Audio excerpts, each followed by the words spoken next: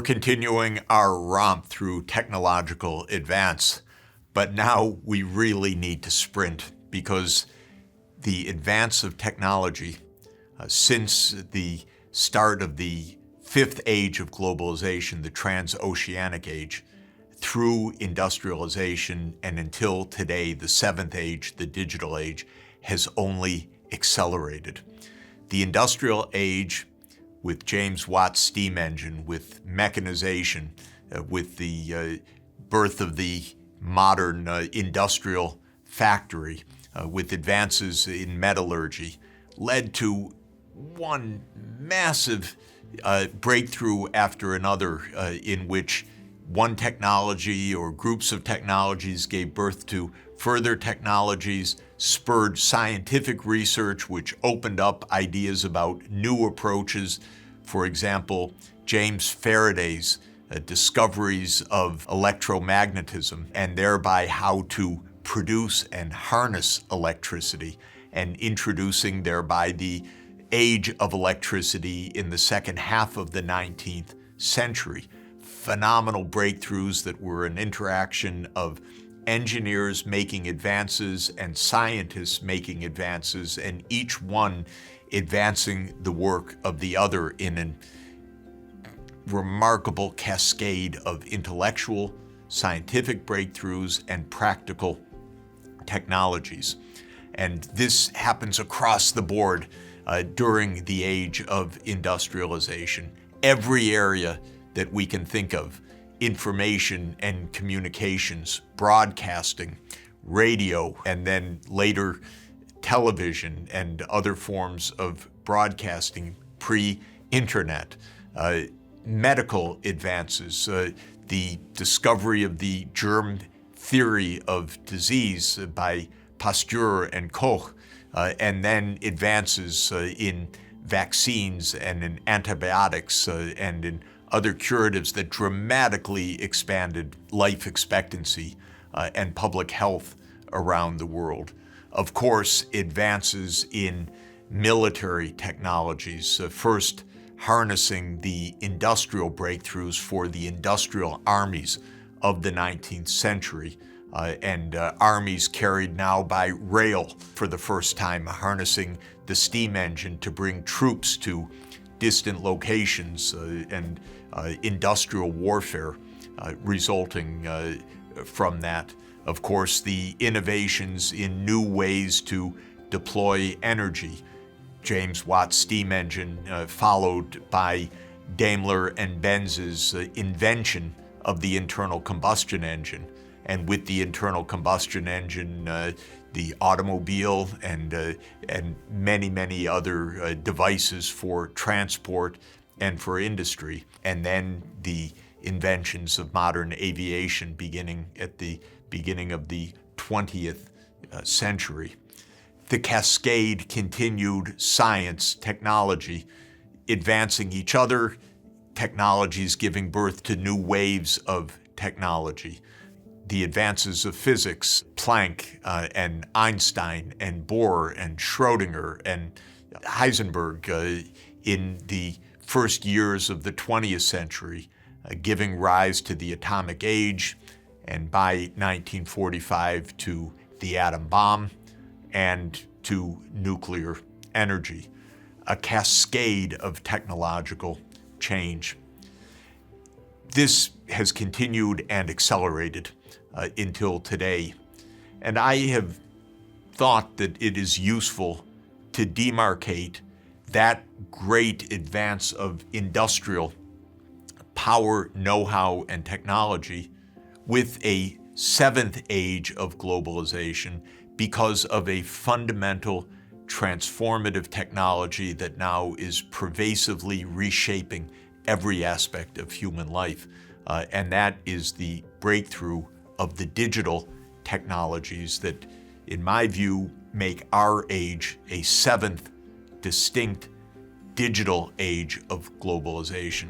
Now, what do I mean by a digital age? I mean the age in which bits, zeros and ones, processed by computers of every kind, harnessed by artificial intelligence, transmitted by fiber and microwave are reshaping our lives in countless and ever-accelerating technologies.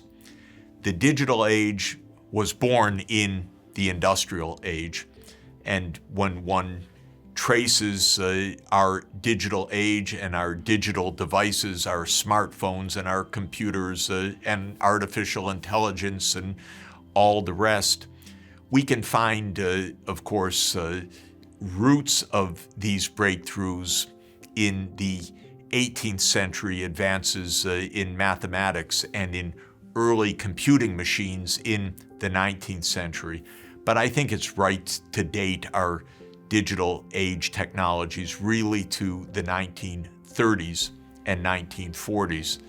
And somewhat unusually, one can even say that just a very few people were decisive in these breakthroughs, and the greatest genius who envisioned what a digital age could mean was Alan Turing, a towering mathematical genius of Britain who in the 1930s wrote fundamentally breakthrough articles about how general computation could work, how long strings of zeros and ones on machines that didn't even yet exist could process all the knowledge and information that humanity would have at its hands. And Alan Turing envisioned a world of advanced computation even before the actual construction of an advanced computation machine. Now, he played a completely essential role in developing the earliest of such machines in the 1940s. And famously, it was his machines which were critical in deciphering the codes of Hitler's military. And it was Britain's ability to decipher the codes using Turing's new computation ideas that played a critical role in the victory over Hitler's Germany. During the 1940s, the first computers were built, and another towering genius that played a role in this was John von Neumann, a Hungarian mathematician of astounding genius who created the architecture of the modern computer and helped to build the first modern computers. And von Neumann was such a genius that everything he touched, he opened new fields of knowledge, including in my field, in economics, where he dabbled as a little bit of a side hobby, but basically invented game theory and invented modern growth theory and so many other things because of his absolutely towering genius.